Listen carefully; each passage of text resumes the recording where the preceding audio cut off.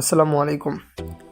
আজকের ভিডিওতে আমরা দেখব কিভাবে গ্রেড জবে একটি অ্যাকাউন্ট ক্রিয়েট করব এবং কিভাবে গ্রেড জবে অ্যাকাউন্ট অ্যাক্টিভ করব। তো ফার্স্ট অফ অল আপনি যার রেফার লিঙ্ক দিয়ে অ্যাকাউন্ট ক্রিয়েট করতে চান তার রেফার লিঙ্কের উপর ক্লিক দিবেন। দেওয়ার পর এইরকম একটি ইন্টারফেস আপনার সামনে চলে আসবে। ফার্স্ট অফ অল এখানে আপনাকে বলবে ইন্টার ইউর ইউজার নেম। আপনাকে একটি ইউজার নেম দিতে হবে। ইউজার নেম অবশ্যই ছোটো হাতের হতে হবে এবং লাস্টে বাধ্যতামূলক 2টা সংখ্যা অ্যাড করে দিতে পারেন। তারপর দেখতে পারবেন স্পন্সর আইডি।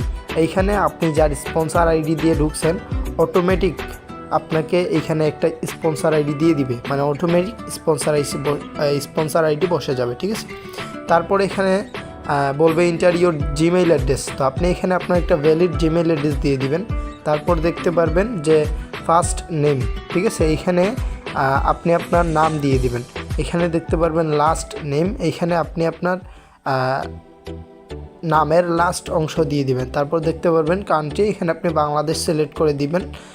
এইখানে আপনি আপনার একটা ভ্যালিড ফোন নাম্বার দিয়ে দিবেন, ঠিক আছে, এবং এইখানে একটি পাসওয়ার্ড দিবেন, সেম পাসওয়ার্ড আবার দিবেন, ঠিক আছে। তারপর এইখানে দেখতে পারবেন যে এই অপশনটাকে চালু করে রেজিস্টার নামে ক্লিক দিলেই আপনার অ্যাকাউন্ট ক্রিয়েট করা হয়ে যাবে। তো যেহেতু আমাদের একটি অ্যাকাউন্ট ক্রিয়েট করা আছে, আমরা ওই অ্যাকাউন্টে গিয়েই আপনাদেরকে দেখাচ্ছি। তো আমরা চলে আসলাম অ্যাকাউন্টের ভিতরে। অ্যাকাউন্ট ক্রিয়েট করার সাথে সাথেই আপনাকে এরকম একটি ইন্টারফেসে শো করবে আপনার সামনে, ঠিক আছে। তো প্রথমেই কাজ করার জন্য আপনাকে অ্যাকাউন্ট অ্যাক্টিভ করতে হবে। তো অ্যাকাউন্ট অ্যাক্টিভ করার জন্য আমরা এখানে দেখতে পারবো যে অ্যাক্টিভেট অ্যাকাউন্ট, এখানে জাস্ট একটা ক্লিক দেব, ঠিক আছে।